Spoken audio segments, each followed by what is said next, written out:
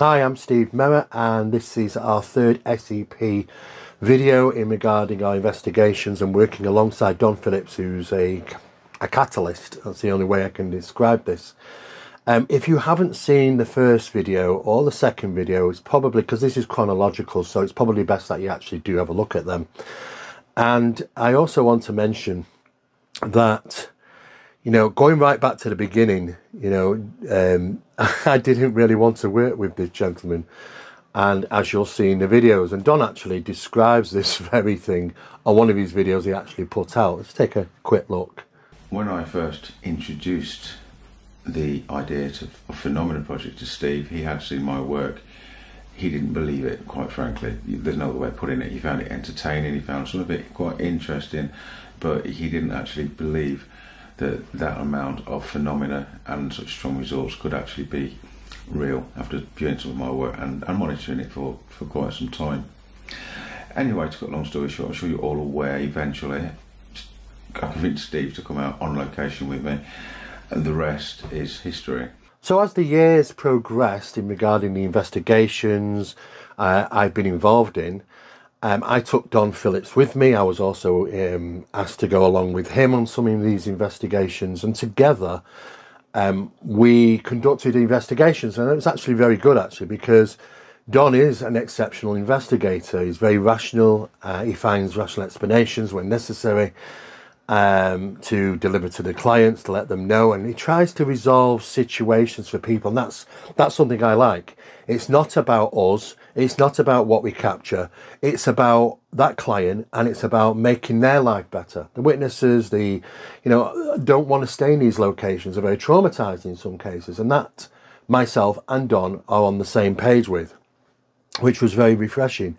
However, you have to say, whilst being on those investigations, there has been opportunities where I conducted experiments which were very interesting, and also Don does what he does, and he manages to capture some very interesting vocals.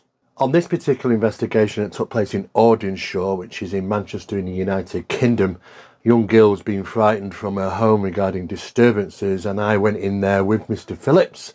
And I also took a colleague of mine who works in television called Helen McIlveen, and she was very intrigued, and we talked during the investigation. She wanted to know what is our process of investigation, what we do, and some of the things that were found there or discovered there during our time was very interesting. Hi, Steve. Hey. Earlier on, I spoke to Ashley, and she explained what's been going on here and where she's up to.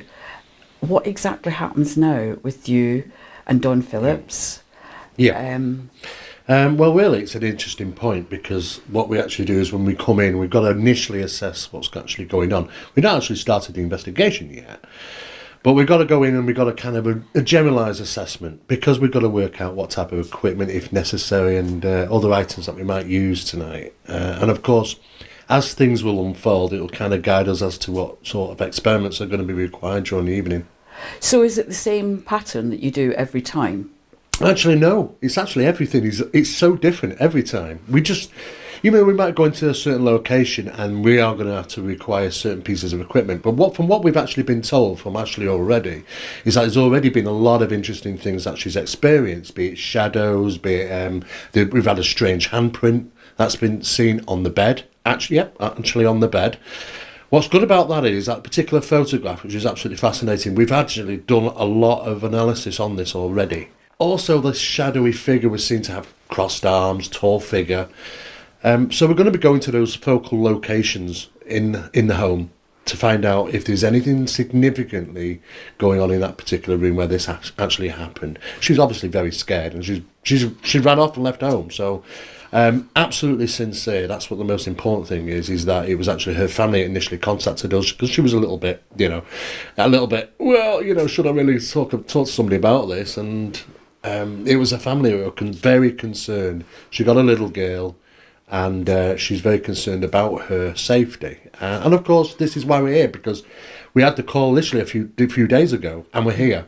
And Don Phillips is, as you know, he's travelled a long way to come with us tonight because it's a priority case. There's children involved, and of course, the health and safety obviously comes first. Do you think that people leave it too long before they get in touch?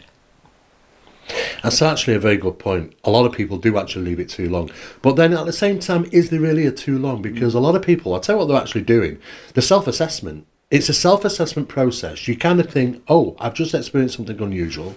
Is it going to happen again? You know, we have a kind of say, well, once, a fluke. 2, a very strong coincidence. 3, there's something going on. Now, of course, they go through this process. And that can take a bit of time. But then after a while, they kind of think, well, okay, I'm going to need to get in touch with somebody. I'm going to have to tell somebody externally from the incident. What happens basically is people will take a considerable length of time to question their own sanity. It wasn't long before something commanded our attention. A crucifix had hit the floor. We'd heard it, but had it merely slipped, or did it have some help by unseen hands? It's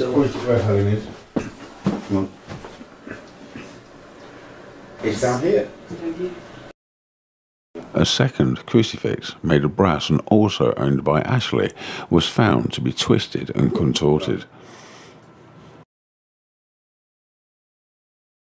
It was laid up just on the side of this bolt here. If it had slid off, it would have just fallen down in this area. But if you worked out, it would have had to pass over this unit to get here. And the central of this unit on the floor, there's absolutely no way it could have got from there to there without actually being some force applied to it. We all heard that, didn't we, Steve? We all heard it. We all heard it fall. Yeah. You know? Because what I'm going to do, I want to test it now as well. So if you put it where it was, well, I'm going to knock it with my finger from the bottom, because it would have slipped out, wouldn't it, from the bottom if it was going to fall, because that's the thing I find interesting. If it's to fall out from the bottom, unless it fell halfway over here, I can see that happening, but it would have to come out from the bottom. So let's just say it slipped.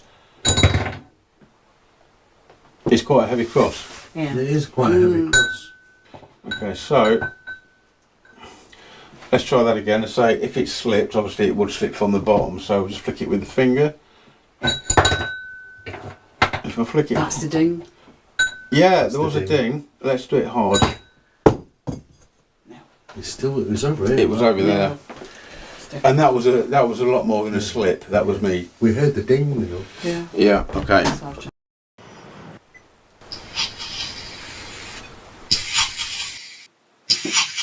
Right, what I'll say is, obviously that is a response. I mean, what's your job, Helen?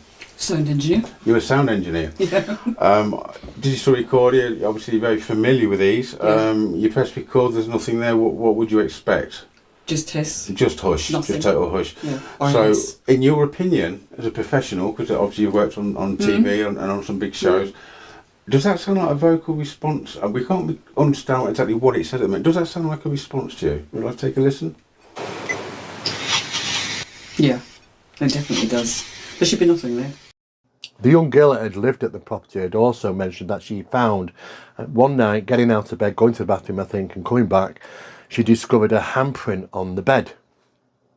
And we had a good look at that handprint, and Don did some exceptional work in regarding the analysis of this particular print. And I have to say it's unusual because it looks like the print isn't this way down. It looks like it looks to be more like the top of the hand, which is a bit peculiar.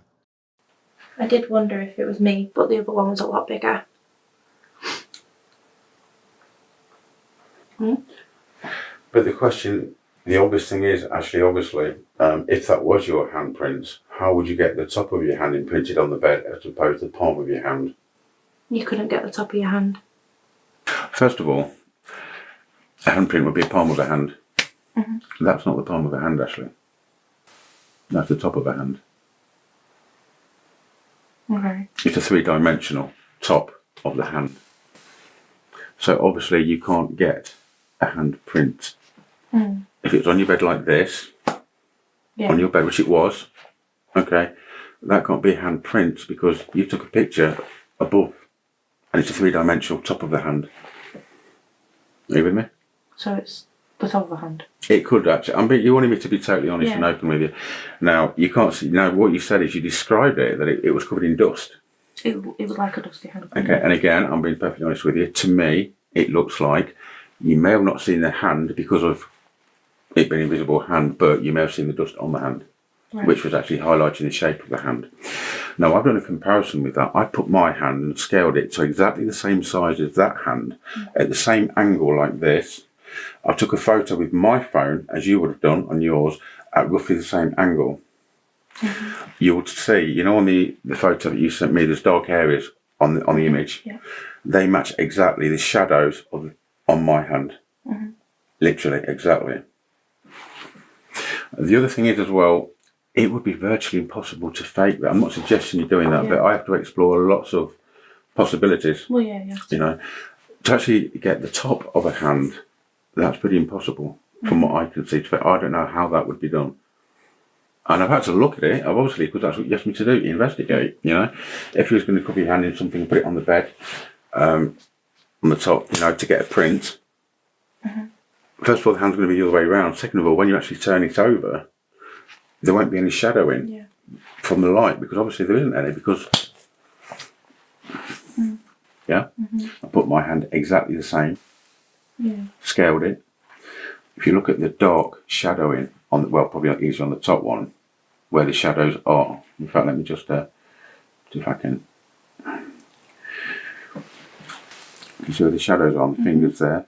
Look, it's exactly the same as mine. You see these two veins in my hand there? They match up exactly to there, which is everybody's got. So yeah, it is a hand print, but it's not the bottom of the hand, it's the top. Of course, checking out the location, there are a number of EMF spikes that we did get. I don't believe it was from the wiring, which was under the floor in this particular case. There was an EMF coming from the bed, but it's seemingly coming from the mattress. So I can only assume that the mattress is actually a metal sprung mattress, and it's the metal in it that was seemingly holding EMF. I don't know why. Had it been charged somehow, but like I said, it wasn't in close proximity to EMF spikes coming from electrical wiring, so it's a bit of an unknown. Anyway, near the bed. It's not wood. It doesn't vibrate or anything, does it? No, it's just it's electromagnetic. It's just obviously The whole place. EMF generating from the bed. That's Which we shouldn't have. electrical. Should not have that on the bed. Yeah, it shouldn't be on the bed. Really high. Is there anything under the mattress? Well, you'd say, okay, people might say, all right, it's wiring, it's under the floor. Yeah? So if we go near the floor, it should go up. It's the bed. It's the bed. Do you want to lift the mattress to see? Just wood. And carpet underneath. What's that black thing? Oh, that's just wood stuck because it's broken. Nothing there. No, there's nothing. It's dead on the Nothing. floor. Dead. There's no wiring under there. So it's actually on the mattress. It's You've got an electric blanket on it? No. No. No electric blanket. No. saturated. Probably the most significant thing that took place at that property was a crucifix that was placed on the top of a wardrobe, and for some reason we heard it. For some reason it was seemingly found on the floor. We heard it bang onto the floor. We went in there, and the crucifix hadn't just fallen to the floor. It seemingly had come across the room somewhat and over a small dressing table to land on the floor there. And we thought that was very unusual, because we tried to replicate it and we couldn't seemingly replicate it. So that was unusual. Another crucifix was badly deformed, and it looked like it had been twisted and bent, and this is how it was discovered. A young girl had a couple of these crucifixes because she was worried, and she had these around in the home. And just as a note here, we obtained that crucifix and we had it fixed and sent back to her and reshaped and stuff. It was just a little something that we could do to help. Another place we visited was Tutbury Castle in the United Kingdom, and that was an incredible place. I have to say. And I was shocked at two things that I discovered that Don seemingly could do. Not just a matter of recording these vocals on these recording devices, but he was also able to locate what I could only be described as like a pit of human remains, which was unlisted at that time and not known. And also, probably the most significant was him finding this particular type of energy. Now, we don't know if it's spirit energy. He believed that there's kind of portals that open up. Just as we talk about portals in UFO phenomena, we also have portals associated to paranormal disturbances. And it is believed by some that micro portals kind of are created in properties, because they all come in all shapes and sizes, apparently. And phenomena is being delivered or passes through. And this is an energy portal, we'll call it spirit portal. I don't know. It's all, you know, at the end of the day, for me, theoretical. But was interesting because Don claimed that there was this portal of energy that was manifesting, and his recordings were very, very strong at the time, communicating with Becky, whatever this spirit is. And he was able to move rods, dancing rods. And to be honest with you, this kind of caught me off guard a little bit. I just said, look, let me see if you can manipulate rods, you can utilize, because he was pumped up with his energy, and you could see he was sweating profusely, he was red, and he was shaking. He had like, it looked like he was having some type of build-up of pressure in the body. It was very unusual. And I just thought, quickly, Steve, think on your feet, grab the rods and said, look, Don, if you can manipulate the rods with this energy, can you disperse this energy or something? Just out of curiosity. And what happened next left me pretty speechless, and everybody saw this. Energy, doesn't it? Yeah. George, I'm so pumped, I felt I could lift the car up.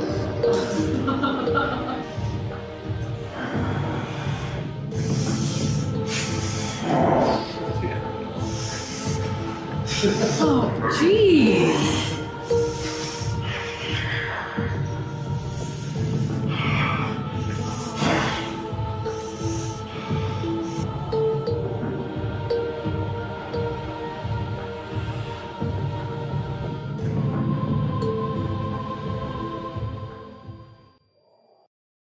There was also an incident where SCP associates, back then, Chris and Emma was with us, and Chris experienced what he believes is hearing Becky, probably for the very first time, and it is so profound, and it does affect you in some type of a emotional way. I've had that experience myself, and I couldn't explain it, but Chris did have that experience, and kind of took his breath away a little bit. I think we've just managed to catch something quite interesting on the camera, because Don's actually declared that he could feel something happening, got Steve to get hold of the divining rods very, very quickly, and moved towards them. I've never seen anything like this. It's as if they flew back from him. Well, as I said, the rods were in my hand, I wasn't moving them, they were flying all over the place. Don seemed to be manipulating the rods. How? I have no idea how that was happening.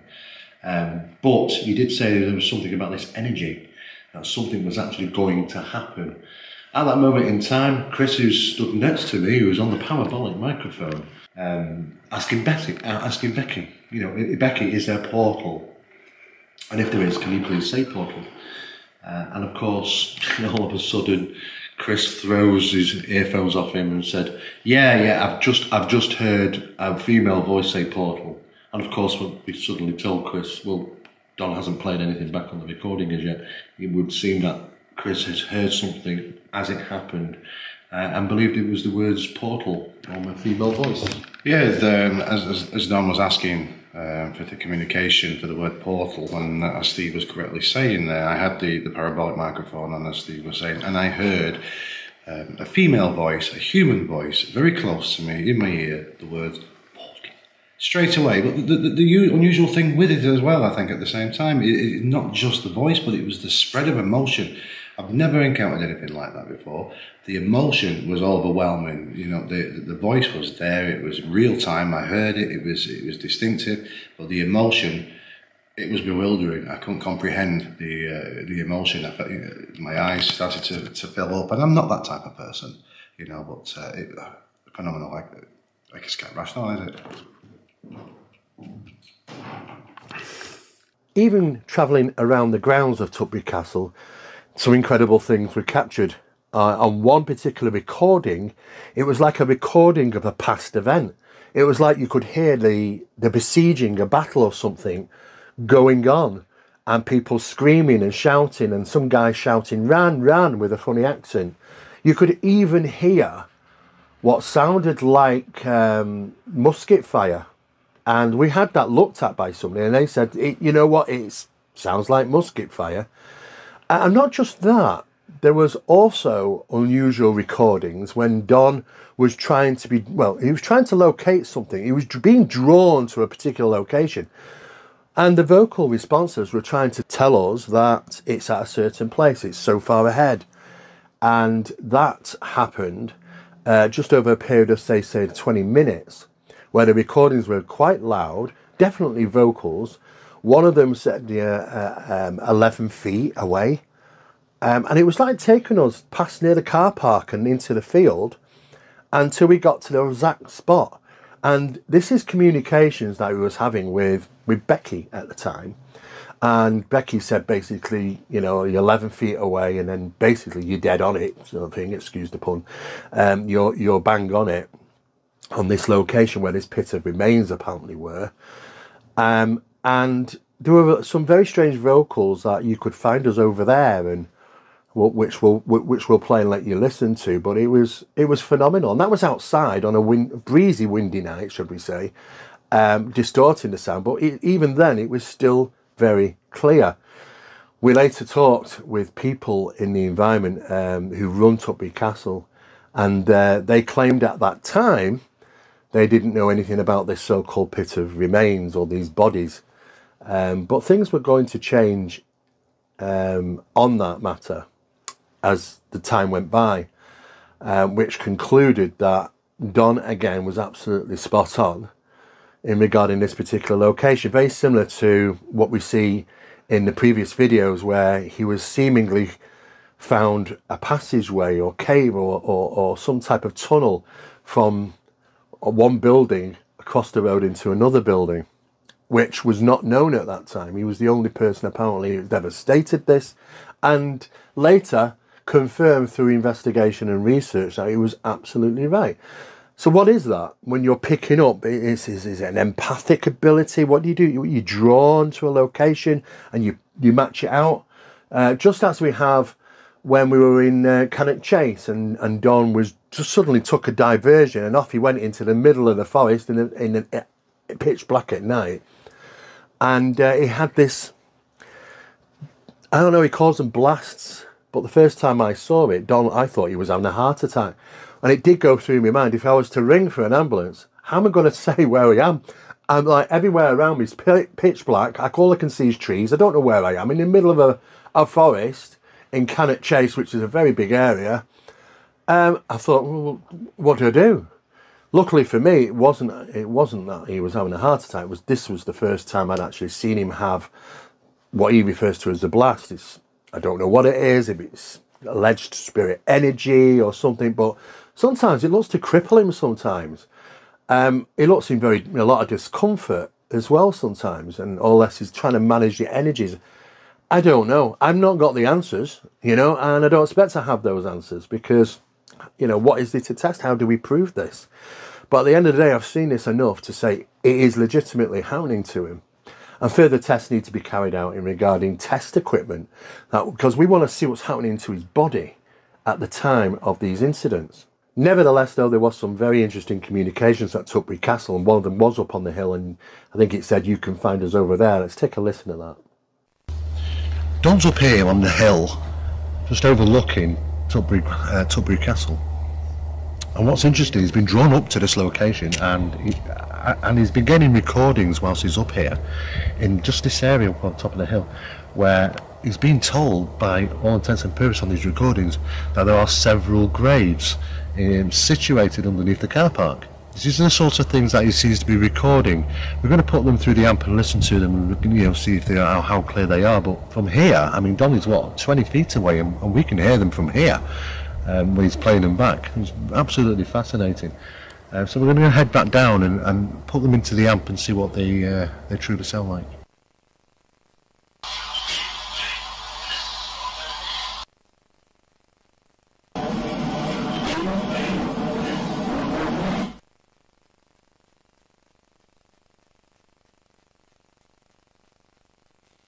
Now, very rarely will I ever work on Halloween. I just don't like Halloween. It's too wrapped up in, the mess and the belief system of alleged ghosts coming out that night and all that sort of thing. I mean, it's just, it's all entertainment as far as I'm concerned. So normally I don't.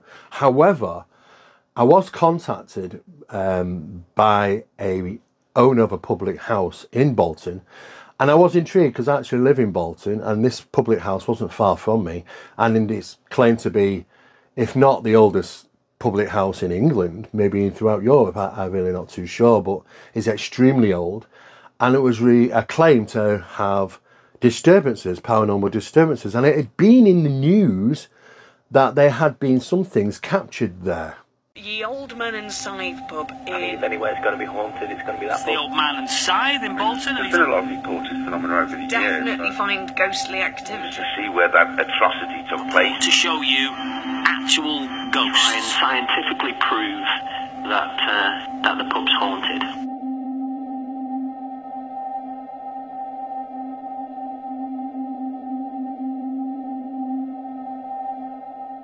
So I decided, throw away the idea that I shouldn't work on Halloween and just go for it. And I did. And I decided to take Don with me, and we visited the location. And that was very interesting because we were met by a TV personality who was also going to be there doing some type of live broadcast. And I thought, I didn't really know all this was going to happen. So I was very reluctant at first because I don't really get into all that sort of hype around Halloween and the paranormal and in haunted pubs and things like that all happening simultaneously. It's just not for me. I like to have a very controlled environment. However, they're a little uncomfortable. We did the investigation and some remarkable things were discovered. We've got two paranormal experts with us. We've got some volunteers. We've got Bolton Radio as well. So there's quite a lot of people in. For the first hour, the pub's just going to be a normal pub. But here on my left and here on my right in about 5 seconds. Joining you? Yeah, joining right now with a Dubonnet and a twist. Paranormal specialist Don Phillips and parapsychologist Steve Mera. Good evening. I didn't get a clap. I just had to end the thing. Okay, so you're excited about this tonight, aren't you? I am. I'm always excited. And the possibility of finding evidence. That's what my job is. I come along and find rational explanations. I'm here to debunk as much as I possibly can. That's what my job is. And it is something which I can find evidential. There's me, hang on, there's me. How can I be on there? Look, that's fantastic. That's brilliant, isn't it? Absolutely. That's what it means it's actually delayed reaction. Yes, okay, get rid of him. There you go. He was better looking in real life. So you say you come here to debunk. You come here to find, come here to search. I mean, you've obviously taken part in hundreds of these events over the years. So why is this place so important? Why is this place so special? Well, it popped up in the newspaper. That's what caught my attention. Yeah, but you said to me already. You already know that something. You're feeling that there's going to be some special things tonight. Well, no. What I'm basically saying is that this is going to be something different because now our viewers are going to learn a little bit about tonight. About how what we're going to be doing is different and what they tend to tune in on a Halloween night, because for me it makes no difference if it's Halloween or any other night, and it's always been that's always been the case. But it's about what evidence and how we find it, and at the end of the day, is this haunted location? Well, haunting is just a word as far as I'm concerned. Do we find out evidence to support the theories that this place, it's old, there's a lot of history to this place, but Doesn't mean it's necessarily things are going bump in the night. I'm here to try and find out if there's rational explanations. If I don't find them, it's my job to try and come up with evidence to support that there is something paranormal. Things that go in bump in the night could be, for those who've witnessed things here over the years, a slight, under-exaggeration, if there is such a word. You've been here a couple of times. You've taken part in investigations here, and you've indeed captured and experienced stuff. Absolutely. So let's start from day one. Your experience of why do you think this pub is haunted? Why do you think this pub is important? Well, Richard wanted me to come in and check it out. Obviously, I've got a reputation. I'm very successful at what I do, and he just sees some of my work that I did before. So he says, "Will you check it out?" It came in. First indications when it came in was it was flat. It was very, very flat. In fact, it remained pretty flat all night. But saying that, now, when you say flat, assuming I've never lack of energy. Lack of energy. Yeah. No vibes. No vibes. But when I arrived here tonight, I walked up in the street with Richard, and I'm not just saying this because there's nothing in it for me. There was vibes galore, and I haven't had a drink or anything. Yeah, there was vibes galore. I felt it very kind of strong. Is that because it's Halloween or what? Well, do you know, it's very much similar to the last time. Like I said, it was very flat for most of the night, but then there were like what you call pockets of what some people would describe as energy, where it would be quite strong in places for a few minutes and then it'd go pretty flat again. And that's what I was concentrating on last time I was here. Every time it got strong, I took a recording, and you've heard some of them recordings. In one particular location of the public house, there was a number of people there. I was with Don, and there were a number of other people there, and I believe Jackie, who was also there, who's also conducting the investigation and helping us out. And Don was doing a recording session with his recorders, but what was really interesting is that when he presses record, it's completely silent. Everybody's completely silent, and you hear nothing at all for 10 seconds until he usually presses play. But during that time, he did the record, he pressed stop, and he said, "Did anybody just hear somebody say, yeah?" Of course, nobody heard anything. I didn't hear anything. Nobody else heard anything. But surprise, surprise, on the actual recording, it was captured. So that's really interesting for me, because it's sort of, Don is hearing it. Other people aren't, nobody else is, but Don hears it and this happens on occasion. Don hears these voices, these vocal responses, and nobody else does, but it's actually caught them on the recording device. And sometimes those recording devices are even video cameras. It's a bit crazy. Nevertheless, though, he played it back. It was on there, demonstrating that, well, is this, some type of, is clairaudient, and he's picking this up sometimes. And sometimes it's really difficult, because Don says to me, "Have you said something? Have you heard?" I've heard nothing, I didn't say nothing. Sometimes it seems that he can't identify the difference between a real sound generated by somebody in the environment or a sound generated clairaudiently, obtained clairaudiently. It's very profound, but it was an interesting discovery nonetheless. A couple of guys who were trying to educate. He's a skeptic. He's open-minded though. So can anyone say anything loudly? That would be good. I don't care what it is.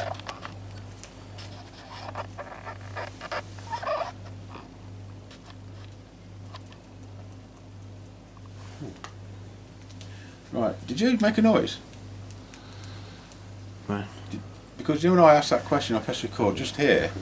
I heard. No, I did, and I'm hoping it's on there. Because I love it when I hear things before we play them back in the on there. I've said this before, told them about this before. I heard a... Right, just here. I wouldn't. Now I'm hoping it's on there, because that would be fantastic. I wouldn't have said yes or anything, I don't think. Well, I don't think you would, but... Yes. Oh! Yeah. What? Yeah. Now that was before... Look how loud... And that's before... No, we was dead silent. When was that recorded? Just now. I just says... Didn't I? Yeah, he I does. heard it, yeah. Can I come through? There is no disputing the fact that is a loud, clear, yeah. And that's True that. that wasn't me, was it? No. It was silent. No, we were all silent. I heard it. I never figured anything. Another interesting incident took place downstairs near the bar area, where vocal responses were captured. And it was interesting because it was captured on a couple of devices over a period of, say, maybe 5 to 10 minutes. And it did sound like, at the first time I heard it, without anybody saying anything, it sounded like heart attack. That's the only thing I could hear at the time. And that was interesting because we didn't know what what it meant. Interestingly enough, though, when we finally talked to the owner, we were told that an old gentleman had died from a heart attack very close by to where the recording was captured. Was that something to do with it? We really don't know. But we tried to do some number of tests, but we just couldn't explain how these vocals are being captured on these recording devices.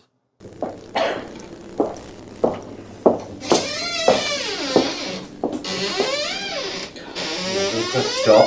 Yeah, bring it straight into the room. Bit quieter. Okay, we're going to try it straight away, can't we? Well, I think it's better all in one frame, isn't it? So, yeah. Okay. Right, let's have a look, see what we've got, if anything. So,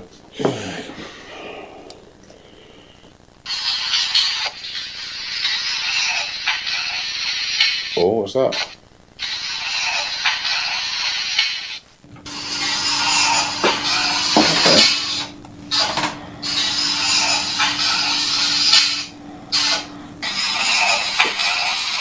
Often when I go into these particular places, I do a kind of a rundown as to what we're going to be doing, what sort of equipment we're using, the different type of experiments we're going to do.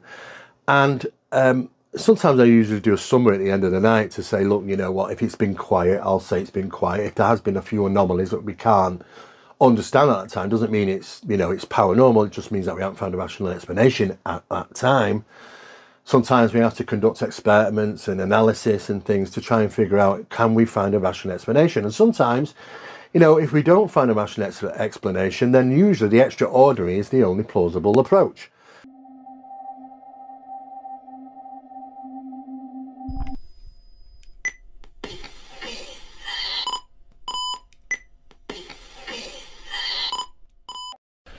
The night's still young, and there's already been some fascinating recordings that have been captured on our audible devices. Whilst Don was downstairs with Richard, the landlord, he took a recording, and it was absolutely incredible the response he got back. Definitely a female voice, but most of all, absolutely amazing, was an old man's voice that said, "I'm a soldier." And it was so clear and distinct, we had to make an immediate note about it. So, like I said, the night is young, and this is only a small part of the building that we've actually ventured forth into. So it is a lot more to do, and probably a lot more recordings to be able to be captured. Again. We're here at the Old Man and Scythe, a public house in Bolton Town Centre. Built in the 1100s, sorry, in the 11th century. Very old building, and noted to be, well, said to be paranormally orientated. It first popped up on the scene a number of years ago with a piece of video footage that was taken in the bar area, apparently on CCTV camera one night as it was running. It hit the headlines, national papers, and it was an interesting piece of footage. Apparently during the middle of the night when nobody was here, caught on CCTV footage just over there at the bar. Though I was aware of it, I didn't really give it much credence. You see a lot of these videos and I'm usually very sceptical. I decided to pay a visit to see the landlord, Richard, along with my colleague Don Phillips. And we were asked to stay at the location for the evening, and we did. And though I'm very sceptical about the people's claims, I did talk to staff. They reported a couple of paranormal incidents from the toilet area. Apparently the female toilets in this location is said to have had a number of disturbances in there where people have experienced being touched or prodded. And I think in some cases it could be psychosomatic. A lady even tonight came out of the toilets, an oldish lady who was in tears. And she said she'd had a bad experience in the toilets. But I think it could be just psychosomatic. After all, she was filled with prior knowledge and expectation. Though I have been around the place, I've not found anything to say, for me, to suggest it's an extremely haunted location, even though that they've been publicising that this is in fact one of the most haunted buildings in the world, which it isn't. As far as I'm concerned, it's not something we stated. This is our second visit here with Don. even though that Don has captured some interesting audibles or vocals, what seem to be vocals on his recorder, at a time when it's silence all around. The recorder wasn't in his hand, it was placed on the top of a box, pressed record for 10 seconds and then pressed stopped and played. This happened numerous occasions and on numerous different devices, as well as my recorder as well, which again caught audible phenomena. Does that make a place haunted? I'm not too sure. Well, if you said get out, you know what? I believe in manners, a little bit of respect, and get out is not going to do it for me. So if you want us to leave, you ask politely, but tell me why at least. Can you do that?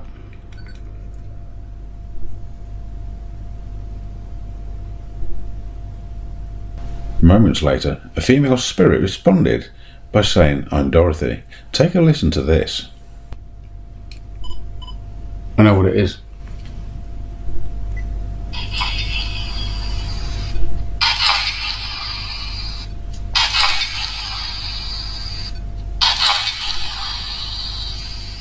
But I've not come across anything that would indicate for me that it's a highly active place in regarding paranormal phenomena. And is there an overwhelming amount of evidence to support it?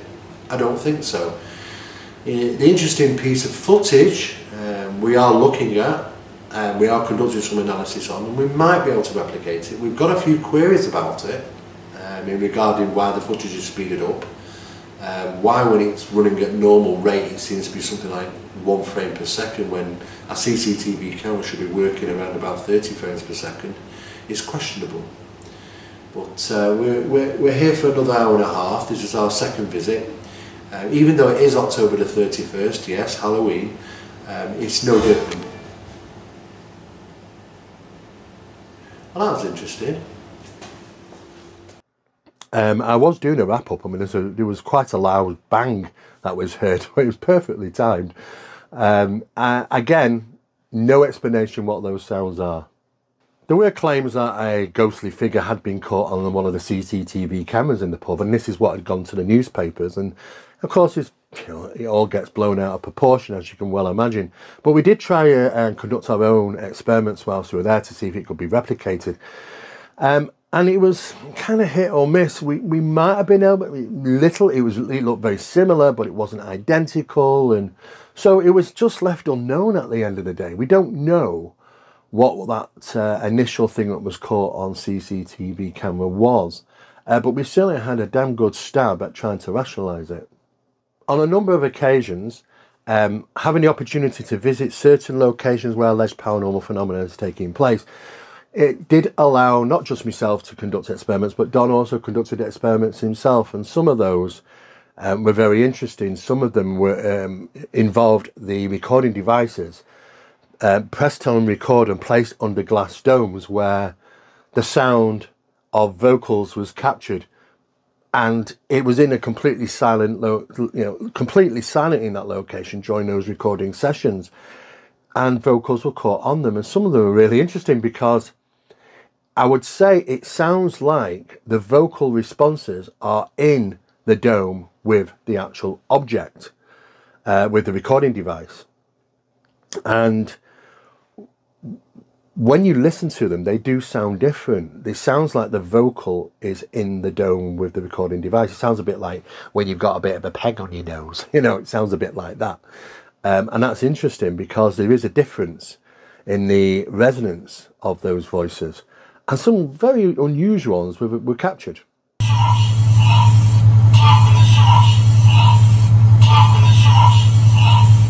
Very interesting, that is. And my recorder is currently underneath the dome, which has been picking up quite a lot of interesting voices.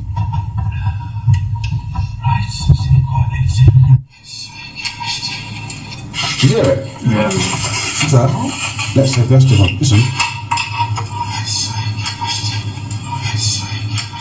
Do you know what, believe it or not, we have a wonderful, wonderful reply, which is definitely a woman singing, but what she's singing is just important. It sounds like she's singing "I'm Still Free." I'll just play this one for you.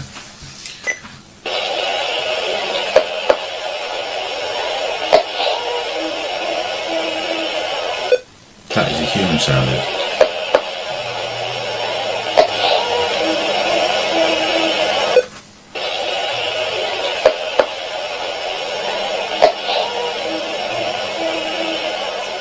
Why are you here?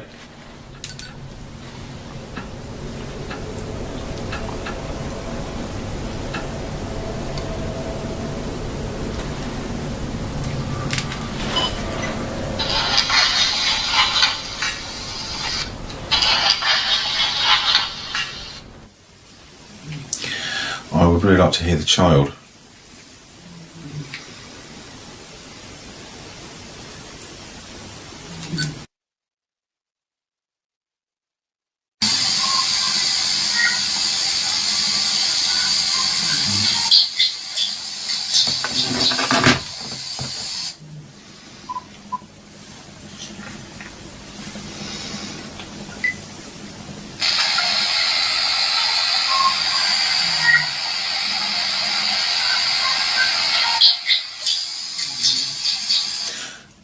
During a visit to Bodmin Jail in the southern England, not only was vocals captured again, but Don was able to demonstrate, just like he had at Tutbury Castle, about, I don't know, another pit of remains.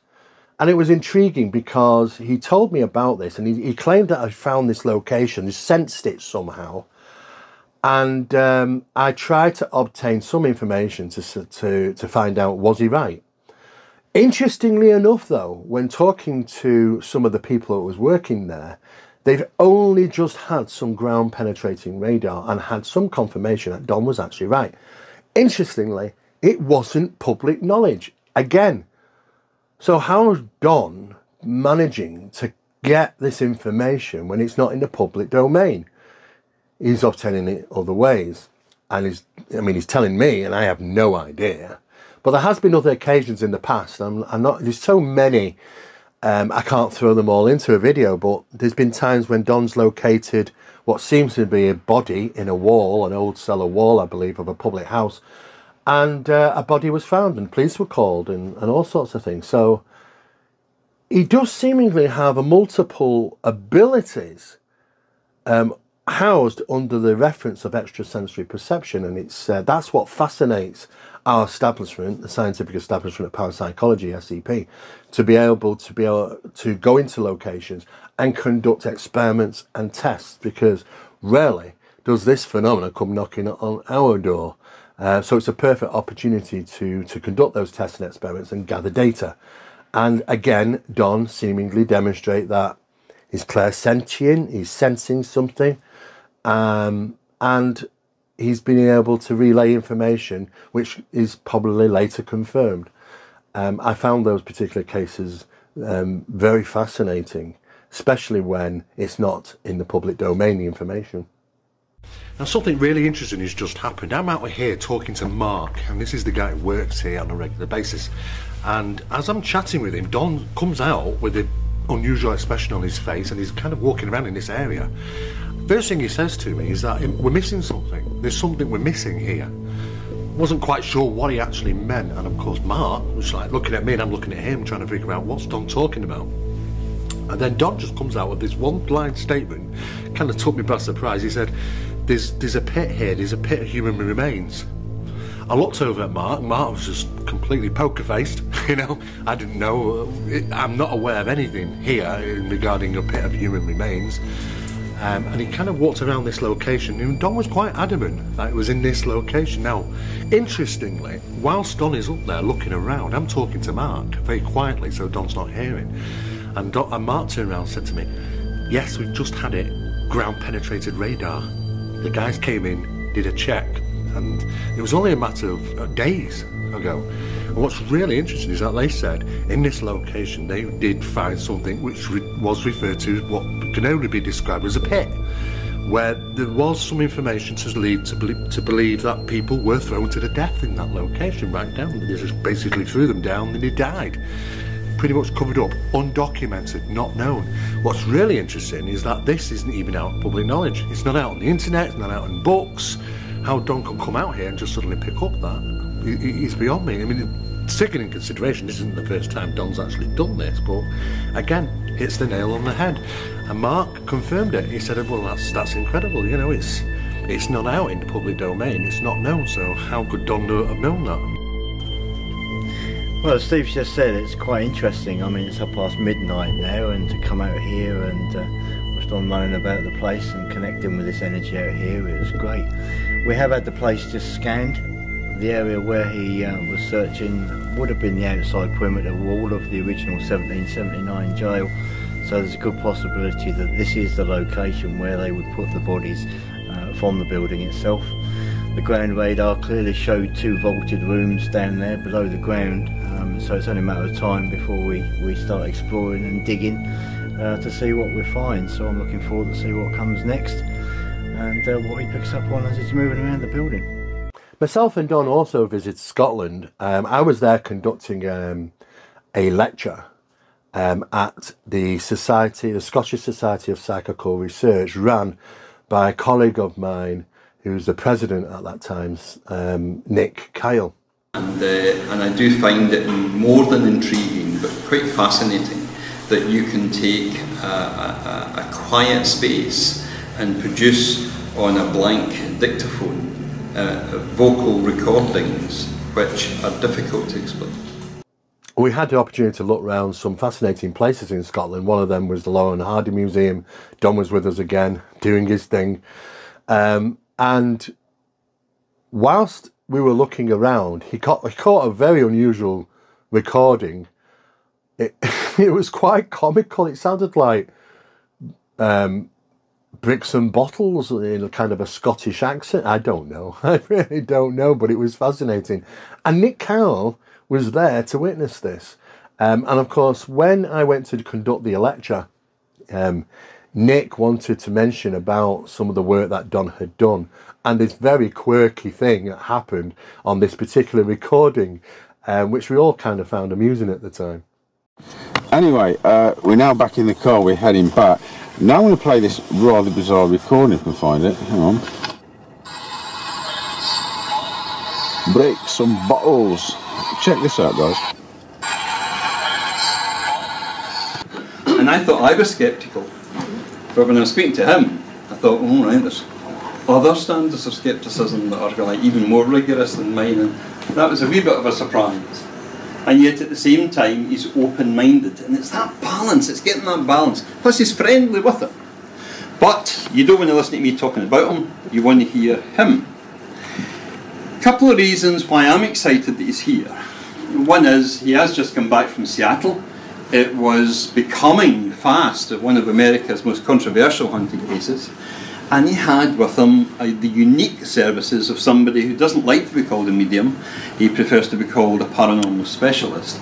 But he is able to get AVPs, audible voice phenomena, on a handheld dictaphone, almost at will. He'll tell you if the conditions are right and he gets messages, and he'll tell you if they're not right, and he doesn't bother. And here he's here, Don Phillips. And Don was with me today, and I have to tell this story to get it out of the way. I've been giggling all night. You've been threatening that all day. You can imagine, a medium comes along, presses a dictaphone, gets a spirit voice, and the spirit voice says, your granny's here. Or, you know, I like that change of wallpaper or curtains, and it's not like that with Don. Don says things like, tell me your name, you know, and he gets information. The person tells him their name, and he can find out information. I've seen him lose a piece of his equipment, and he simply went in spirit and said, where is it? And they told him, and I followed him and saw him find it. Here's the thing. I took him to a haunted location in Glasgow today. I didn't tell him that on the other side of the door somebody had been murdered. He went up to the door, he flicked on his handheld dictaphone, and I swear to God, on the machine that had deleted, this is what he got back. Bricks and bottles! And that's what it was like. Nothing about love and light in Glasgow. The spirit communicators, I went to take their jacket off and get stuck in. I couldn't believe it. And the voice is there for people to hear if they want. Bricks and bottles! I was so embarrassed, I had to apologise to the whole city on the spiritual level. Scotland is full of historical locations, and we were invited to a location known as Argowan Hall, and it's owned and run by members of the royal family.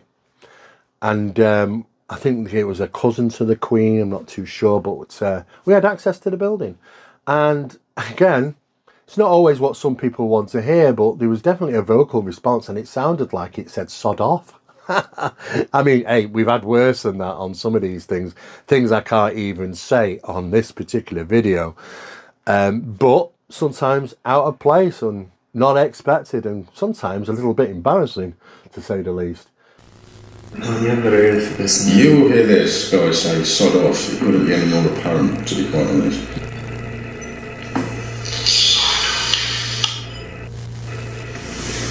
Play it again.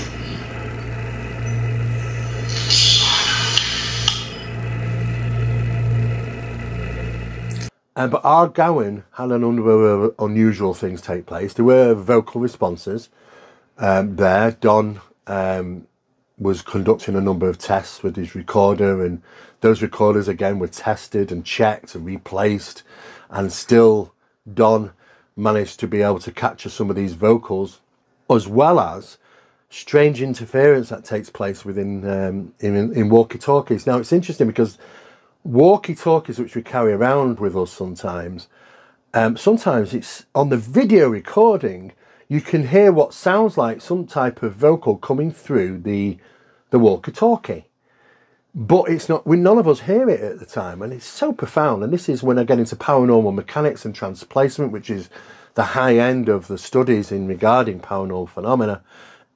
We start to see a pattern of events that is beyond the normal physics and understanding of equipment when it comes to paranormal phenomena. Nevertheless, though, it happened at Argowan, you know. We only had a pair of them, walkie-talkies, and that was just for me to contact Don, or even contact me if we're separated. And yeah, they get called, they get, you know, it's some strange things. I don't know if it's just down to interference or what, but we've seen this a few times during our investigations, and we've no explanation for it at this time. Not an explanation that I would say is readily available for us to say, yeah, it's definitely this. Of course, these things can fault and maybe can be triggered in some ways with similar other frequencies on the same bandwidth, but nevertheless, it just doesn't happen very often, and they are screened quite well, these particular walkie-talkies. So again, no explanation for it. Calling. That's not you calling. That's not me calling. Well, I'm not calling. Who's calling me walkie-talkie? That's a call. Can you just put yours down? You need the camera on reach. There it is. Where's the other one? No, the other one's in my pocket there. No. That's not even switched on. That's not even on. Probably one of the most important investigations that took place was when we went to Ireland, myself and Don, and we brought an associate in Gunner with us, and he was from Staffordshire FM radio, and we'd been there to do an investigation. He wanted to come with us. I mean, you got a taste for it, of course. But the reason really going for Ireland is that I managed to contact a friend and colleague of mine, Barry Fitzgerald. Many people will know him from the Ghost Hunters International TV show, where he was one of the lead investigators for many years. And I explained to him about Don, and that I am stuck in regarding trying to find rational explanations for a lot of these things I'm experiencing. And Barry said, well, you know what, bring him over, I'll test him. And I thought, fantastic. Don was asked to come with me along with me and Gunner, and we headed off to Ireland. In the meantime, Barry was, apparently, I didn't know, was picking out a number of locations to go to really test the limits, or capabilities, should we say, of Don Phillips. And I was told, absolutely none of us were told anything. We don't know where we're going, what we're doing, why we're there. But it was very, very intriguing. And some of these locations were pretty out there. I mean, unusual.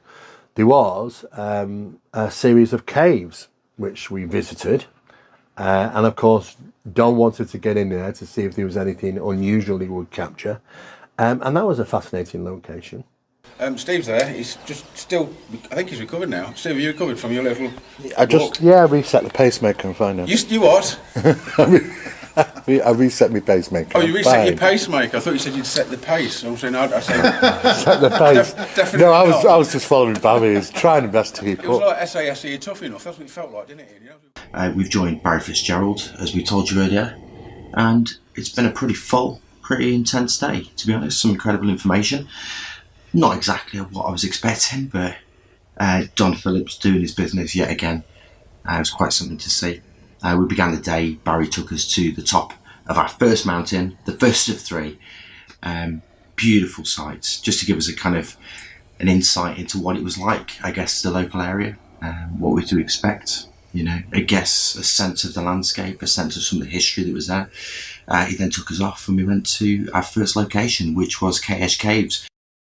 It's fantastic scenic places here in Ireland. We're actually tonight, or say tonight now, but the caves of Kesh. I've had no information about these caves whatsoever. Apparently they have been known for all sorts of kinds of rituals. I'm really intrigued because when we pulled up in the car, I can feel the energy already, just literally on this road, and we are quite a long way from them. We've got to hike up there, as you'll see in a moment. Apparently as well, Barry's got something most intriguing planned for tonight that he's really looking forward to.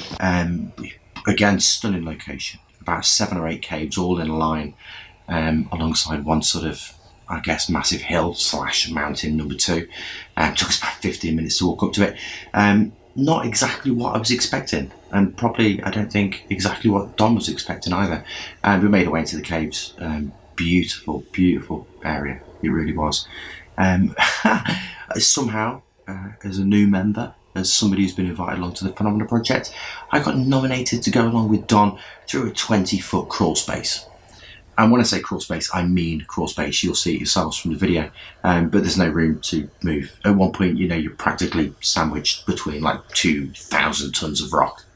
You know, simple. We go into the back and make a couple of recordings. Nothing really comes through. We don't really get an awful lot, but there's loads of animal bones in there.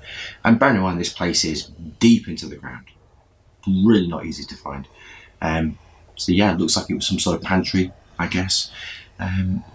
Different size animal bones right the way through, from small birds to seemingly quite big animals.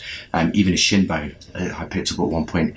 Now it turns out that actually there was a bear, the archaeologists say, was found in there, as well as wolves and other animals as well. There's scratch marks all down the wall. So that was pretty impressive. I think me and Don, certainly I was expecting for it to be more paranormal, let's say. I think in hindsight, looking back, Barry had said that he'd had a couple of experiences. I mean, Don did have a bit of an experience, got a surge of energy in the sort of chamber next to the chamber that we actually went into. So I think we were expecting a little bit more, but Barry himself said that when he'd gone down there, his dog didn't follow him. He hadn't got into this. And maybe we were just finding out a bit more information for Barry, maybe on what could have been there. The second place we visited in Ireland, where Barry had taken us, was an underground chamber, and it's on the top of a hill or mountain. It's on a top, and once you get up there, you kind of go underground, and it opens up into quite a vast cavern. And to get there, though, we have to drive down a particular country road, open a gate, close the gate behind us, and carry on. And all of a sudden, Don wanted to stop. I was driving, and Don wanted to stop. I don't know why he wanted to stop. And he said he was picking something up to his left, and walked off with Barry to discuss with Barry what he was picking up. Interestingly, as I say, none of us were aware, except for Barry. This particular location that Don suddenly wanted us to stop, there's nothing there visually. It just looks like a bit of a marsh, a field, whatever. Nothing in sight. He was picking up that there was a village there, and people who, you know, there was bodies and people that passed away and that sort of thing. And what was interesting is that he was absolutely spot on. You know, Barry confirmed it, and I think it surprised Barry that Don had picked up on that, because, like I say, you'd walk right there past this place every single day and not know there's anything unusual in this particular area. But that was just on the way up to the hill, And we did get up there, and we managed to go down into the cavern. Barry explained he believed there's some type of ancient doorway, ancient vocals come through the wall. Don did a number of recordings, and light phenomena, little flashes of light were seen apparently down there. When we climbed back out, we were just stood right next to the opening to going down underground, and Barry was talking with Dom when there was an interruption of a vocal. Don't know if you can hear it, guys, but at the time it would seem to be very clear to our ears. But I'll pump the sound up to see if you can hear. There's definitely something, and to us there, it sounded like a female vocal, which would have been quite loud down in the cavern. For us to hear it up there at the top of the cavern, at the entrance point, when it was windy and Barry and Don talking at the time. But it was captured, and we did get it on record, and we've had it looked at, and we're not too sure what it's saying. We're not even sure if it's even English, to be honest with you. It doesn't sound like it is. And it could be what Barry was referring to, these ancient language from some type of people that came to the Isle of Ireland in times before the Great Pyramids were built, you know, which may have come from the Middle East. It's so profound. But again, it was all about timing, because Barry wanted us to be there at specific time, at sunset. And this is when it's said that this doorway is supposed to fluctuate. I don't know. But I can certainly tell you that from going to Ireland a number of times and meeting Barry and going out to locations, oh yes, you know, things aren't just myths, tales and legends. Sometimes some of these things are fundamentally real and still take place. You all right? Yeah. Just drive really slow. Can you just drive really slow for a minute, mate?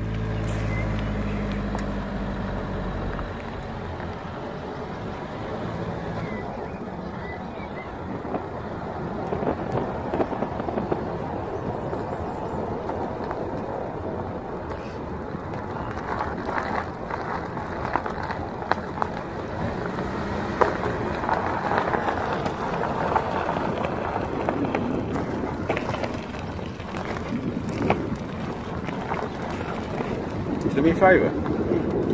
Can you reverse back up there? As we're driving up to it, Don instantly gets hit by some sort of energy. Says, "Whoa, pull the car over.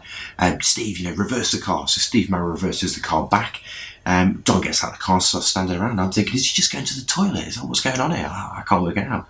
Well, apparently not. Barry leans into me and said, "I didn't expect him to get it this quickly, you know. Normally he gets it further up as we go through the gates."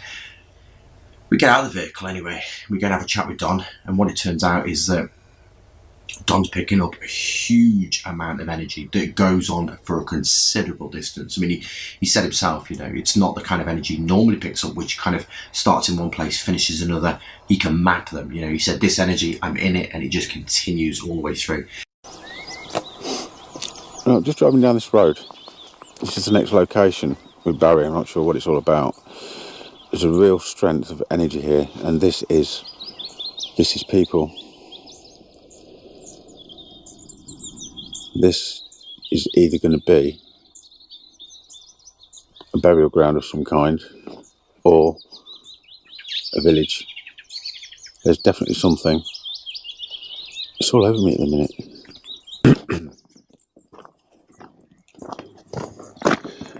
Barry, where are you, mate? Is this significant?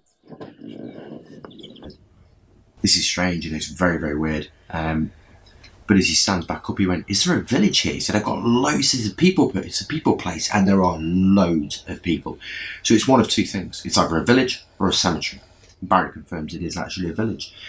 Because I'm going to make no bones about it, pardon the pun. Do you know when I said the last location, it wasn't a people thing? Yeah. This is a people thing. Right. And it's really strong people thing. So, based on that, to me, there's got to be one or two things going on here. Either there's a burial ground under there, or there's a village, or something. You're right up at the village.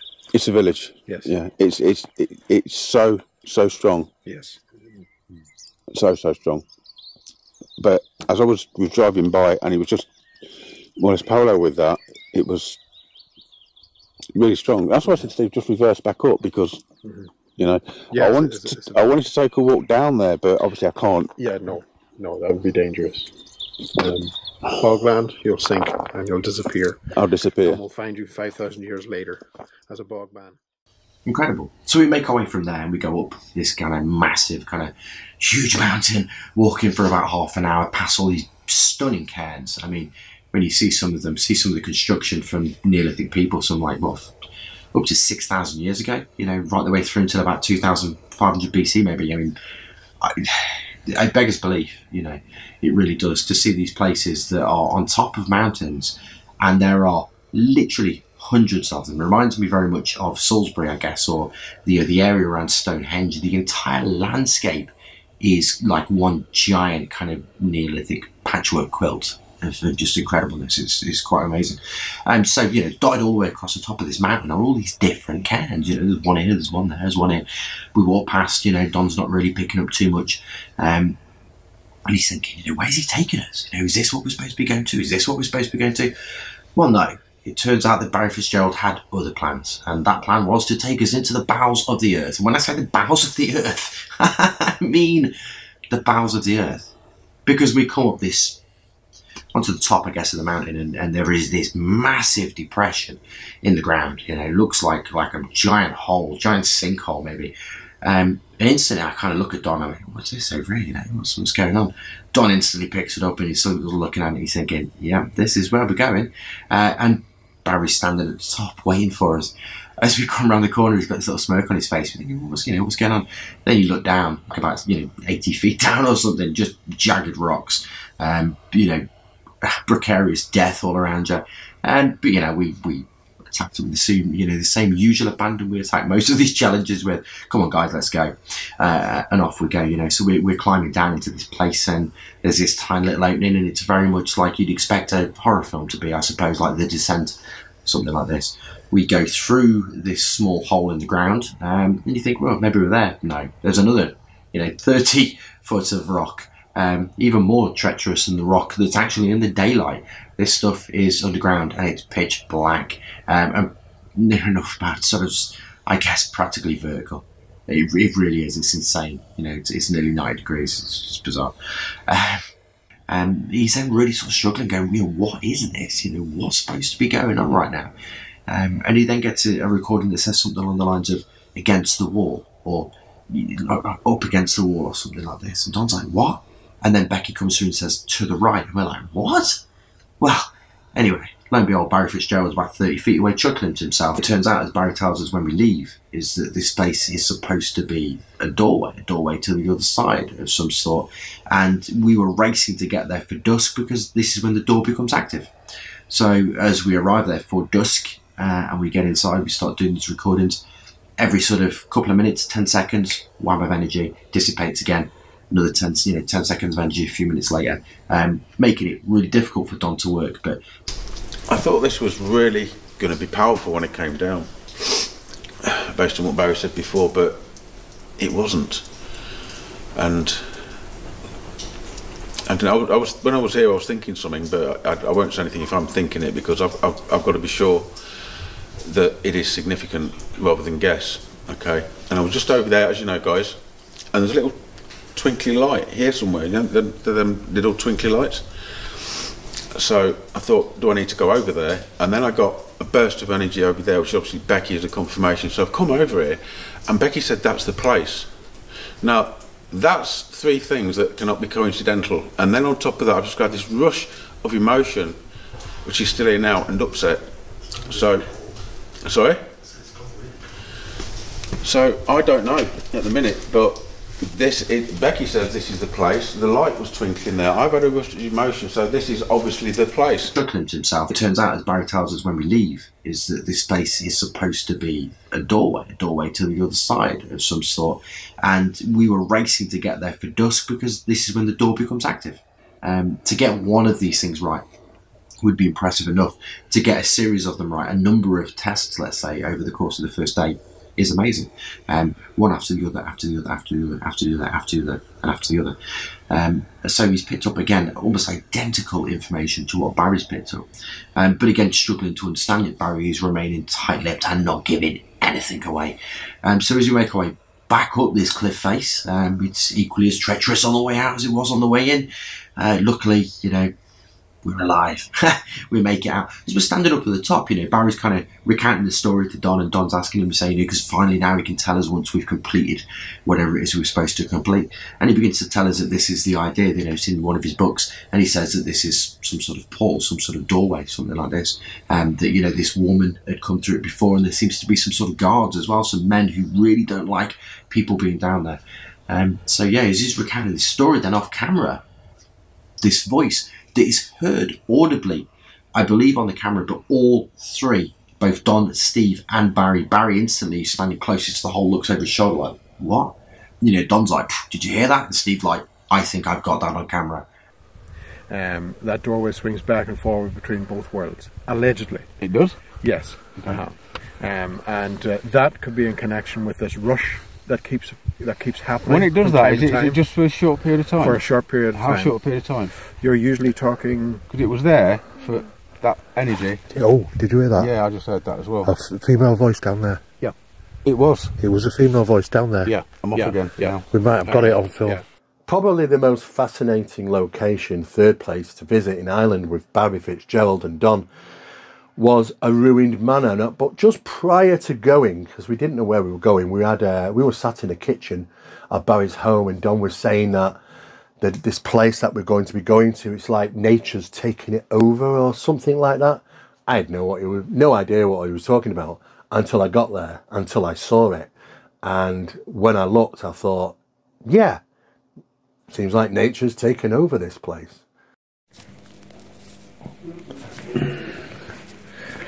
Would this be more associated with nature than what you would expect a house to be? I don't know how to put it. What the hell is that supposed to mean? I think I know what your question means. A closer link to nature than what a house would be. I don't know. I think I know what your question means. I don't need to know. I'm just no, I won't confirm or deny, but I think I understand your question. Well, that's just no idea what it's supposed to be. Now, this particular location, Leashy Manor, I believe it's called, was owned by a gentleman called Phibbs. And during the war, he was stationed in Egypt. And he had, and this is unknown to us all at that time, obtained collectibles and even mummies and things like that from Egypt and had them, I don't know, shipped over. And this particular manor house became somewhat of a bit of a museum as well. But apparently, word has it, is that some of these things had a connection with something paranormal, and it had been referred to as a jinn. And the stories have it that this jinn ripped through the household. It was angry and it injured people. It scared people. It was seen running around the place occasionally, manifesting. Some type of Egyptian type connected jinn. I don't know. But the story is fascinating to the point where Phibbs brought in members of the church and a number of them tried to clear the property, but they failed, absolutely failed. And they couldn't do anything. At that point, it was the time to just abandon the home, and Phibbs abandoned the manor and left it. And over years, as times passed, it was taken over, literally, by nature, just as Don said earlier, before even knowing where we were going. But whilst we were there, not knowing any of this story, of course, you were in the middle of Ireland, and you're thinking to yourself, well, it's the last thing on your mind is Egypt and an Egyptian connection with artifacts. Just wouldn't even think it. But Don did, and I don't know how he managed it, but he was right and absolutely spot on, and that was very surprising. Again, he demonstrated profound psychic ability of obtaining information from an environment that the only people that knew was Barry and his partner and his wife Donna. Well, we're here at this location, and like I say, it's probably one of the most profound locations I've actually visited. And we're in the heart of Ireland, and just take a look at this behind me.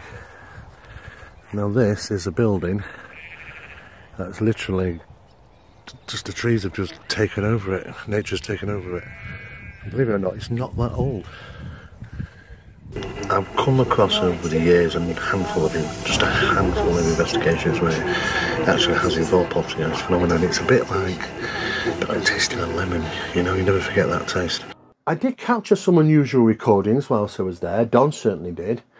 And he also clearly demonstrated that he had knowledge about not only that these artifacts had been brought to the home, this manor house, but where they were, and he was kind of psychically seeing in his mind, you know, where bookcases were and where things were placed around the house, and even to the point where there was another building, maybe another floor, which had just gone, of course, and a cellar that had some association with the phenomena that's taking place there.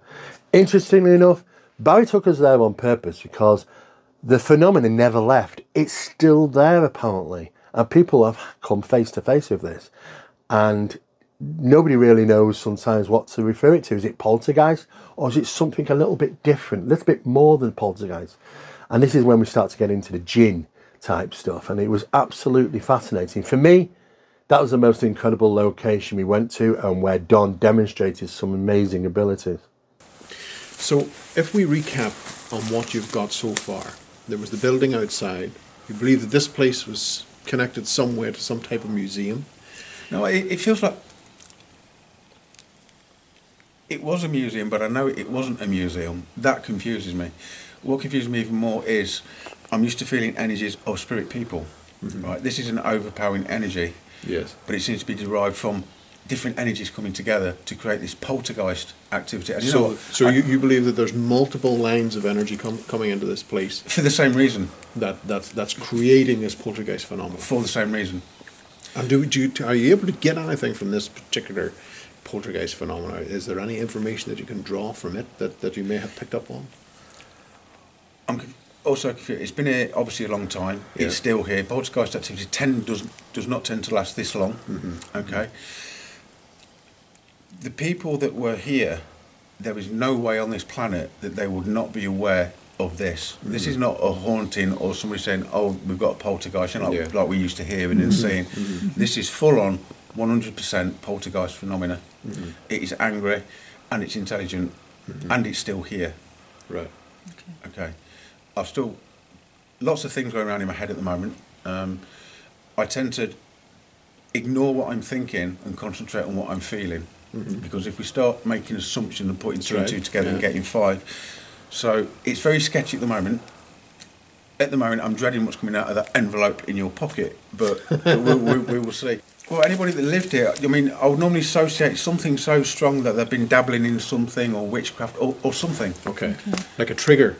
Type of trigger that started off. But this it's like it's their fault that this happened.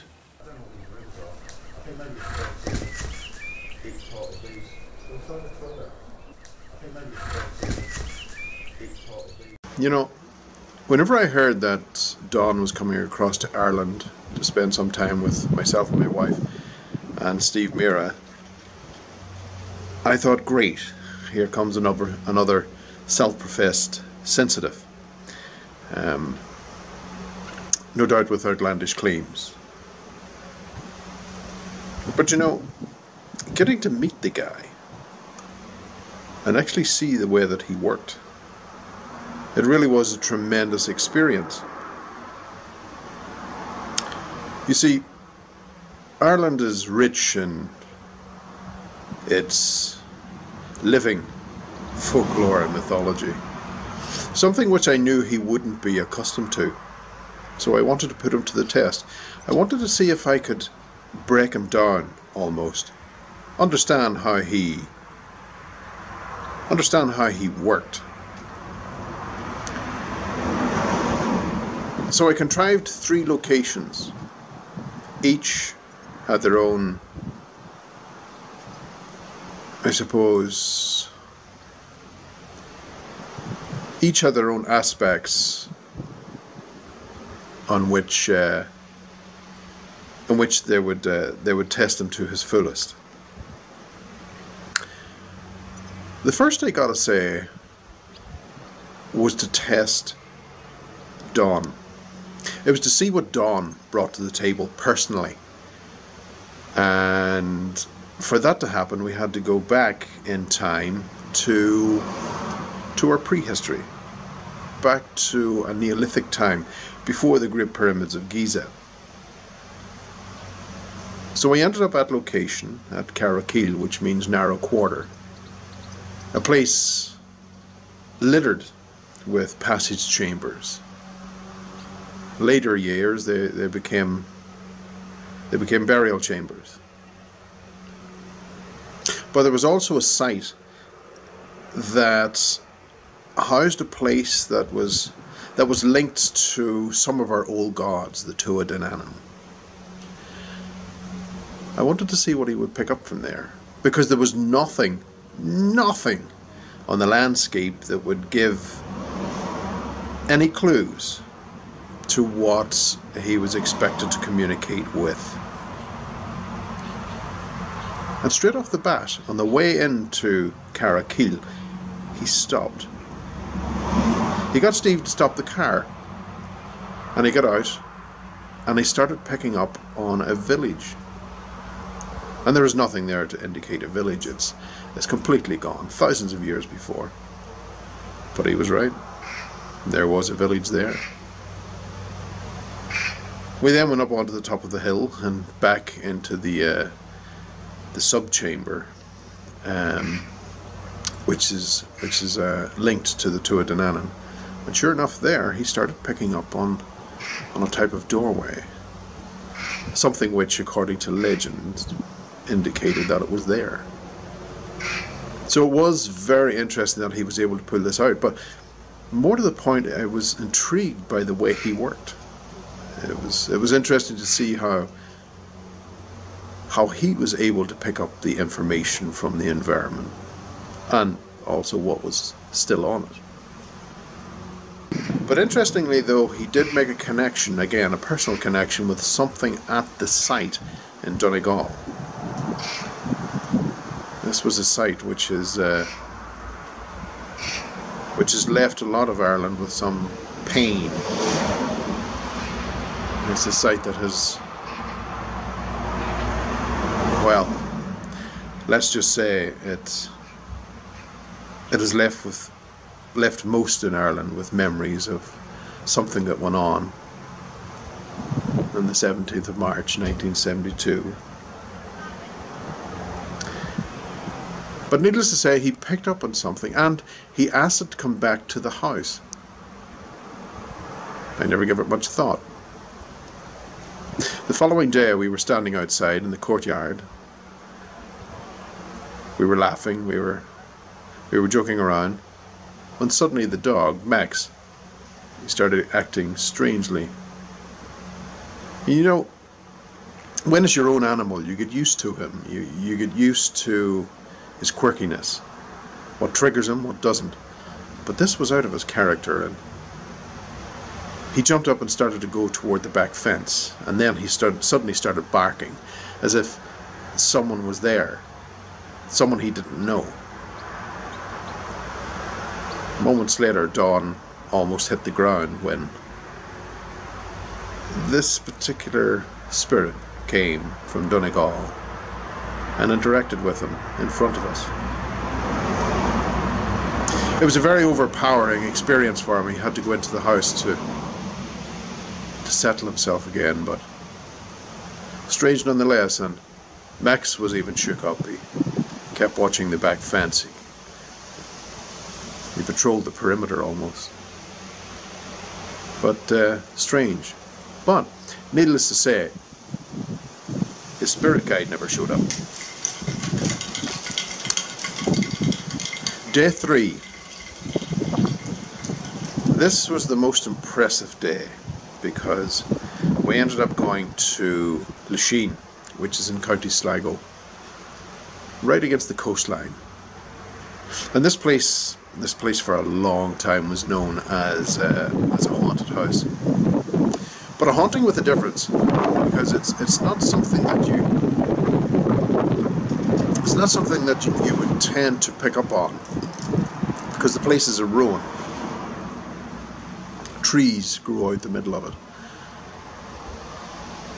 And really what I was expecting from Don, if he was to use his sensitive abilities, was he maybe would have told me there was a ghost of a butler, or maybe a maid, or something like that. Something that would typically be picked up on, especially with a haunted house, but that wasn't the case. Don started operating in Don's way, and without the aid of his spirit guide, he started pulling information from the environment again. Information which I held in my top pocket in a sealed envelope. And he started talking about Egypt, a connection with Egypt.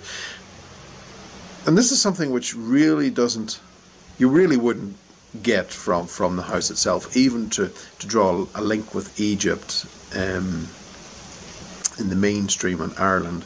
Certainly wouldn't be a typical link to be made. Then he started talking about artifacts, where the artifacts were kept, and what was actually happening in the house. The fact that this thing was so rampant that everyone in the house knew that it was there. It was terrifying. Now I knew from the work that I did that it was a jinn. And I knew that the owner of the house, Owen Phibbs, had brought artifacts back in around 1916 and kept them in the house. And the place was known as a museum. That was one of the first things that Don had mentioned. It's like it's a museum. Owen Phibbs brought these artifacts back, but there was something attached. This jinn was attached, and it went mad in the house. Destroyed everything. People couldn't stay there. It became known as one of the most haunted houses, certainly in Sligo. But it's still there. Don didn't know what he was really dealing with. He had never come across that before. Welcome to Ireland, where timing is everything. You get your timing right, yeah, then you'll start seeing things.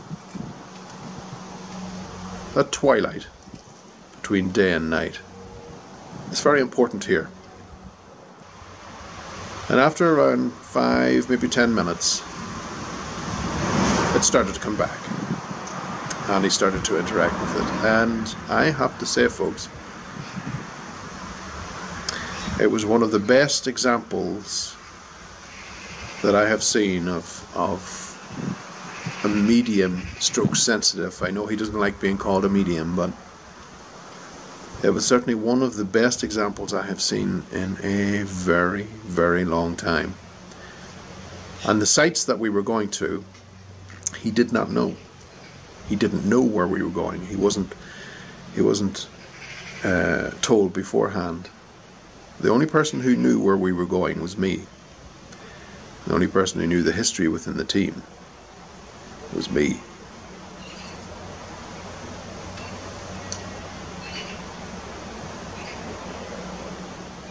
Well, I hope you've enjoyed this third instalment by SCP in regarding the work with Mr. Don Phillips, the Catalyst, and where we currently are at this moment. It's been absolutely fascinating. So if you like this video, please don't forget to like, share and subscribe. And if you do have any questions, do put them down below and we'll get back to you. And don't forget, we are going to put links down below to continue watching some of the videos that Don Phillips has done on his 2 different YouTube channels, Don Phillips and the Supernatural Files, and also link to the documentary, full documentary, The Demons in Seattle, Uncovered. Yeah, sorry about the title.